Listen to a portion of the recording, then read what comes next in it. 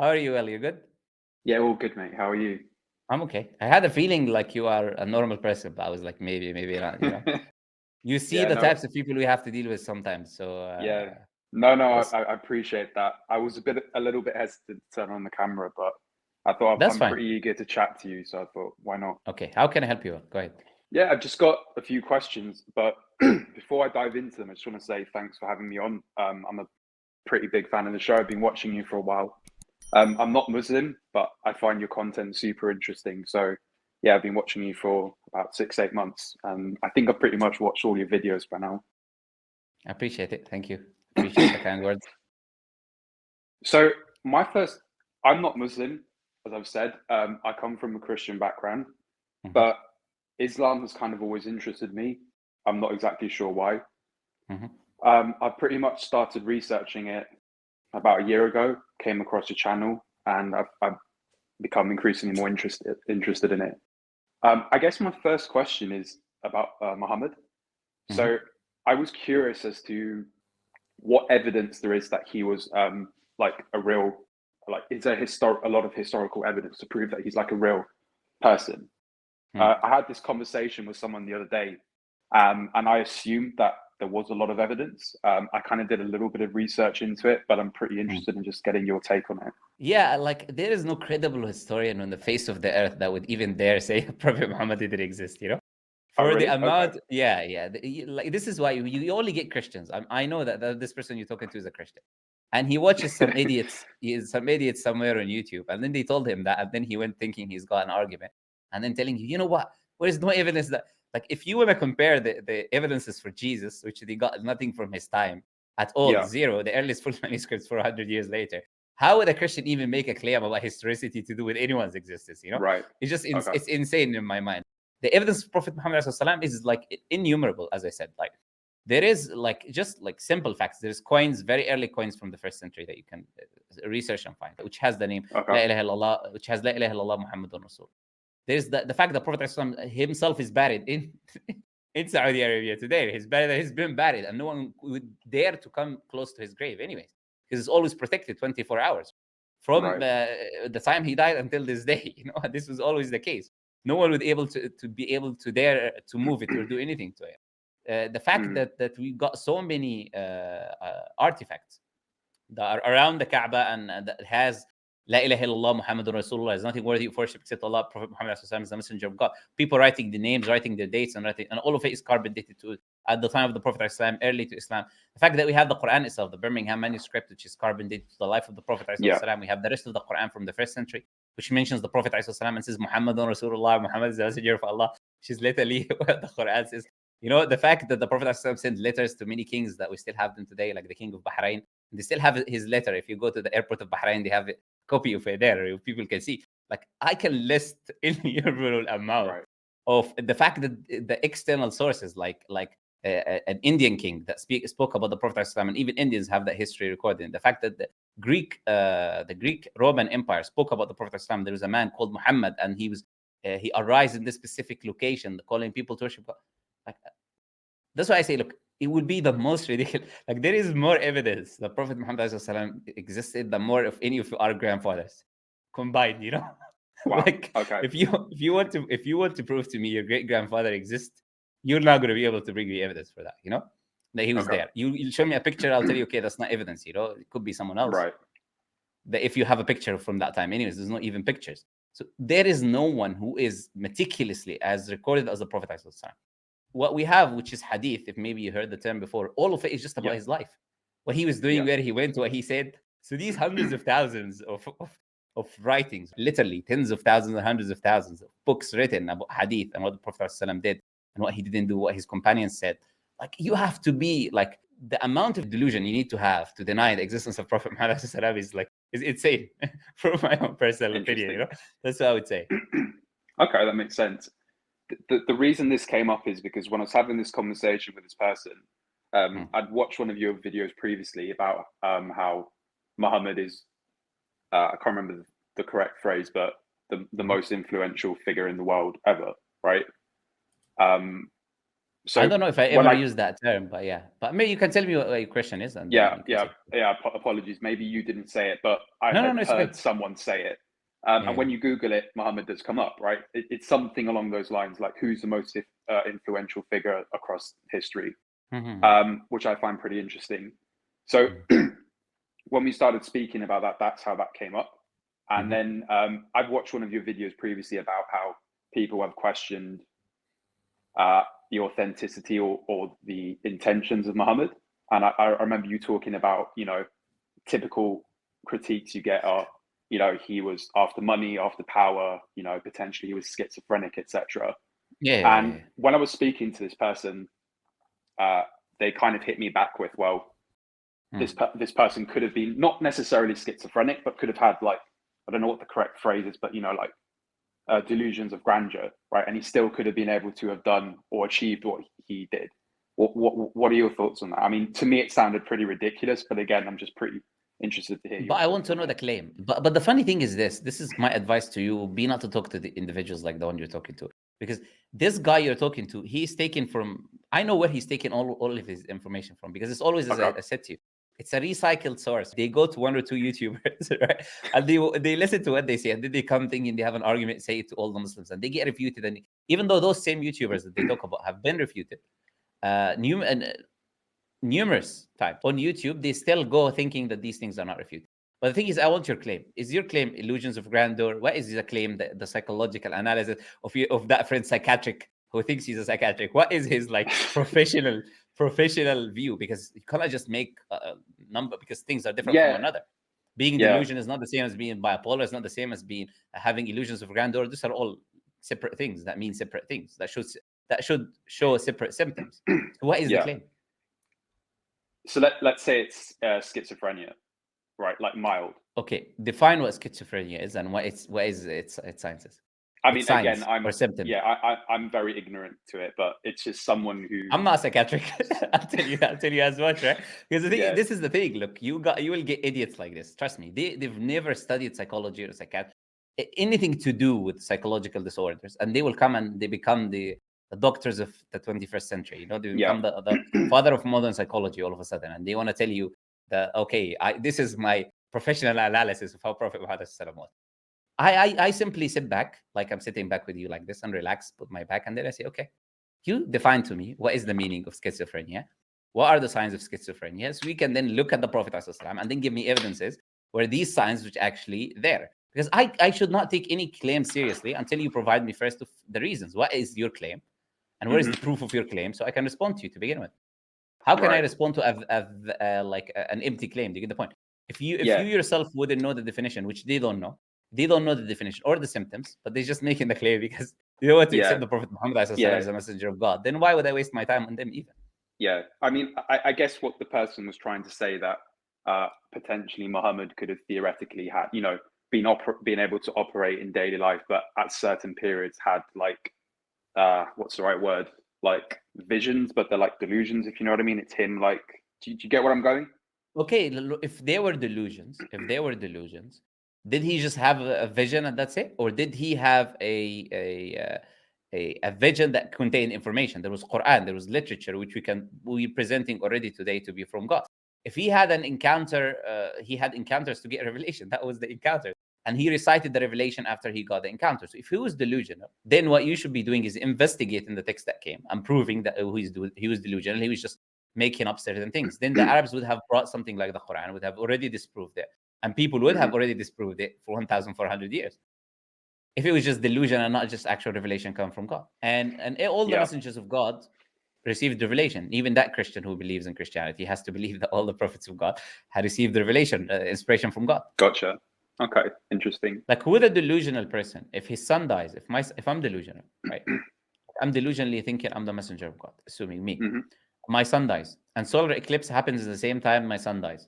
Okay, so not me, people around me, they start saying this happened because your son died. It's a sign that you are a messenger of God. And I'm delusional already about me being a messenger of God. Why would I respond? Why would I say? It's not me even who made the claim. They made it on my behalf. They said, you know what?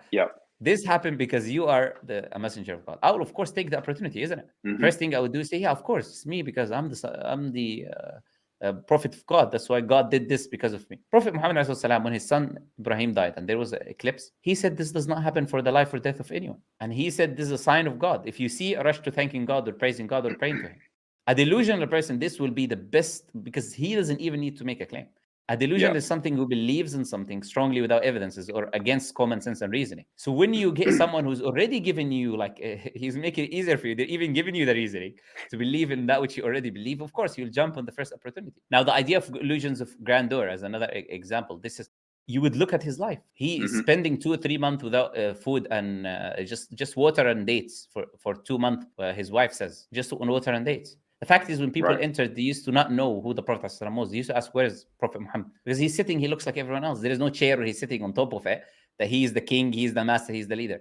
Prophet forbade his companions from standing up to him when he enters, because there was this habit and the kings used to do. They said to the Prophet, the Roman and Persian king, whenever someone enters, everyone stands up. Whenever the king enters, everyone stands up. So they said, we want to do the same. The Prophet forbade them. You don't stand up for me. Does this sound like someone who's got delusions of grandeur? Like, this is like, this is what I'm saying. Look at, because I know what these things are. So I'm showing you how ridiculous they are. But when they come and they claim schizophrenia, you don't even know what these things are. Like psychology, these were their symptoms. They just come and just waffle something. And then they expect me to respond to it, or expect Muslims to respond to it. We don't even care. Like, because these are as ridiculous as they are. Why would 2 billion people in the world, why would hundreds of thousands of people follow someone that had a psychological disorder and die for him from his time until today? And this genius Christian is the one who discovered he's got the psychological disorder. And 2 billion Muslims who've been following him, and the people who died for him, who lived with him, they did not notice it. Okay, interesting. That helps a lot. So another I'm glad you brought up the hadiths, or hadith. I've read a decent percentage of the Quran. I haven't read it in full. I think I've read about, let's say, a third of it. I find, again, I'm super ignorant and new to all of this, but I find it really interesting. I find some elements of the Quran pretty inaccessible, or in the sense that I appreciate there's a lot more depth to a lot of the passages, etc. Right? But I've read quotes and stuff. I'm not sure what the name of the book is, but I bought it on Amazon, and it's basically got quotes from Muhammad, and I find that those are a lot more accessible to me. I was curious as to whether or not you knew if that was pretty common. So essentially, going by what the Muhammad is a lot easier for me to understand the overall message rather than directly from the Quran. No, I think you should start with the Quran, because because the hadith is tens of thousands of hadith and literature. Is what you can do is you can start with the Quran, and if you want, there are books that are explanations of the Quran that brings relevant text from the life of the Prophet ﷺ to do with these verses. If you want to do that, they're called tafsir, for example, and they're available even in English. So that you can do that if you come across something that you're not familiar with. But you cannot really start and finish the hadith, because it's like, as I said, I've not read all the hadith, so let alone people who just entering into the Islam, because there are tens of thousands. Interesting. So you focus on reading the Quran as a message, and the main message of the Quran is clear. When you read it, you'll understand it. But if you come across something, you come and ask questions, and then you will be given the historical context, meaning of the verses, etc., which is related to these things you're reading, Okay, interesting. Cool. My next question is, why do you think, and I appreciate this is a pretty big question, why do you think Islam's got such a bad rep? Because I've researched Buddhism in the past, a lot of these different religions, and people have found it kind of admirable, right? But when I've started mentioning Islam to some people around me have started panicking and freaking out. I can imagine. So people have started saying to me oh, do you not care about women's rights? Do you not think women are important? All that typical stuff. So I'm just curious as to why you think this is the case. For example, one of the things that someone has, and I know you've put videos together about women's rights in Islam, but there seems to be this really, really strong impression that Muslim men mistreat their wives, for example. I get the general point of view of what you're saying. So the thing is this, when something is the truth, even this is what I usually say to Christians. Okay, you're a Christian. Would people accepting of Jesus or enemy of Jesus? Most of the people at his time. Were they his enemies, or were the people who open him or welcome him with open arms? This is always the case with the truth. People do not want the truth, especially when the truth is hard. It restricts your desires. Do not drink, do not smoke, do not have intercourse before marriage, this and this and that. Why would I want that, right? I don't want that. I don't want that. I want to do whatever I want to do. So the more people accept that, the more it's a problem. It might become a Muslim country, and then if it's a Muslim country, these laws will be applied, and I want to do whatever I want to do. No, this is that. I don't want this. So just the first point is that the truth is always attacked. This is the case. Second thing is there's many people who have an agenda, and they have been doing an agenda since, like, for example, September 1 in certain part of the world. Right? They've been doing an agenda trying to make Muslims look in a specific way, using media, brainwashing the people, newspapers and media, and this and that specifically. Now it's completely different because people can see social media and actually hear what Muslims believe and engage with people and hear the other point of view. But back then, it was just TV and newspaper. Whatever you're told, you believe. You think this is the truth. So it was the easiest thing to brainwash the masses. So yeah, they made people link the idea of terror or evil or being violent to Islam. They did that. What the media did. How did they do that? In many ways. For example, whenever anyone commits a crime, if he's a Christian, they're not going to say Catholic murders X, Y, and Z. They're not going to use the term terrorist for him. They're not going to use that term. They're going to say he has psychological issues, hate crime. You'll use any other term other than that term. Whenever anyone who is Muslim, not even Muslim, not Muslim anymore, but was to be a Muslim in the past, has an uncle, cousin, the nephew of someone who is a Muslim, they will label it as, look, Muslim does this, and that. Right? Why? Because this is a tactic. The more you read in the news, the more you read Muslim doing this, Muslim, then that is something that Muslims do. So you will start linking this with Islam and Muslim. Of course, yeah. They also start using videos of people doing things which are incorrect or being abusive to women or this or that, or lie about stats. And they show, oh, look, this Muslim's doing that. And they keep showing you that. They keep showing you that.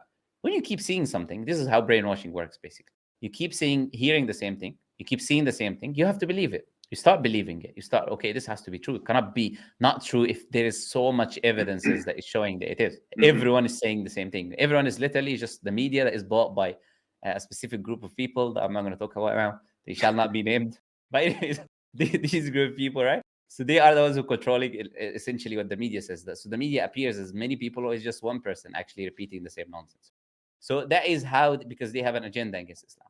And the fact that these societies are capitalistic. There's many reasons. I'm just going to end with this one, but there's many, right? These societies are capitalistic. So capitalism wants banks, selling of alcohol, gambling, and all of these things. And the more people accept Islam, no one is going to gamble. No one is going to buy your alcohol anymore. No one is going to do interest and usury, because all of your banks deal with interest and usury. And you're losing money. No one is taking your loans anymore, the high interest loans of certain individuals. No one is going to take this anymore, right? No, there's no more modern slavery of like taking these loans and then you become our slave. So yeah, there's many reasons, as I mentioned to you. But the funny thing about women is this: is that the fact is that from every 4 people that accept Islam, 3 are women. And the reason they do, and this is what shows that these people are lying. And the reason they do is because they actually read, they do the research, they hear a lot of bad things. So let me actually find out, like, do they actually deal with women this way? Why do they actually deal with women this way? They start reading. They open the Quran, they open the Hadith, they open something from a Muslim source, they hear a video. They realize that what they've been hearing was nonsense. So they end up accepting Islam. So the biggest way to disprove this idea is to say that why are the biggest people who accept Islam choose, not we're saying birth rate, we're saying conversion rate, are women. According to Pew Research and many other people, right? Why are they women? Why is it majority women? The Daily Mail, they said the same thing, published a study about the same thing. So why are they women accepting Islam? 3 times as men, like 70%. Why is this the case? This just refutes your idea, because they and there was other study that I believe was done that showed on average, it was done in one of the universities, that showed on average that people studied Islam, I think in parts of America, studied Islam for an average of like 6 or 7 years before they accepted Islam. So it's not just randomly people who accepted Islam, but the people who've been grappling with the idea of Islam for a very long time, And if 70% of them are women, then Islam must be the opposite of what you're claiming to be. Okay, interesting. This is important to me. So I'm really big on animal welfare. Yes. Cool. So I'm really big on animal welfare. I'm curious as to what Islam's stance is on that. Yeah, animal welfare, like a Prophet ﷺ says, "Inna Allah kataba al-ihsana ala kulli shay." Allah has written goodness over everything. So if you slaughter an animal, then you have to slaughter it with kindness, with goodness. And then he forbade you, for example, he said you have to sharpen your knife, because if you sharpen the knife, then if it's very sharp, you don't feel the pain. That's why when you have a sharp knife, you're cutting vegetables, you cut yourself, you don't even feel it until later on, because if it's so sharp, you don't even feel the pain. And the place where animals are slaughtered, for example, from an Islamic point of view, you cut the blood going to the brain, which there is no more nerves that are there, so you don't feel the pain. Unlike what they do in the West, electrocuting animals and gassing them and this and that, which shows that the studies show that you can feel pain until like 20 minutes, 30 minutes, that these animals are going to continue to suffer. So if you slaughter one animal, keep the other animal completely away from it. Yeah. There's also a narration of when a prophet, he was like bitten by an ant or something similar, and then he found the colony, he destroyed the whole thing. So Allah told him, why is not only with the one that harmed you kill it, but why did you destroy the whole colony? Why did you destroy the whole thing? And hunting for the fun and this and that is completely prohibited from an Islamic point of view. Okay. Yeah, it's not sport, killing animals, you're playing games and this, and there's no such thing in an Islamic point of view. So goodness and kindness have been written on everything. And animals, even, as I said, insects, even, there is like rights for them in a way, if you want to put it that way. Rights, I don't say rights is the right term, but like good treatment with them, so yeah, this is the Islamic kind of point of view. It's the creation of Allah Azza wa Jal. And yeah, that's why there's a very popular narration about a woman that was like, she was a sinner, and then she was walking and she found a dog that is like, his tongue is out, he's thirsty. She went to the well, she used her shoes, and she gave that dog water, and then Allah thanked her for the action, and he forgave her. Okay. He forgave the bad sins, the bad deeds, the prostitution, or whatever she was doing. He forgave her just for that specific action that she did. And there's also another hadith that a woman, she locked a cat, and that cat starved to death, and that woman entered hellfire because of that action. So Islam, there's so many things like this, obviously, that I can mention, but yeah, this is how Islam looks at goodness. Is written upon everything, all the creation for Allah Azza wa Jal. We have to treat with goodness and kindness and fairness. Very interesting. Cool. I'll definitely be looking into that more. No problem.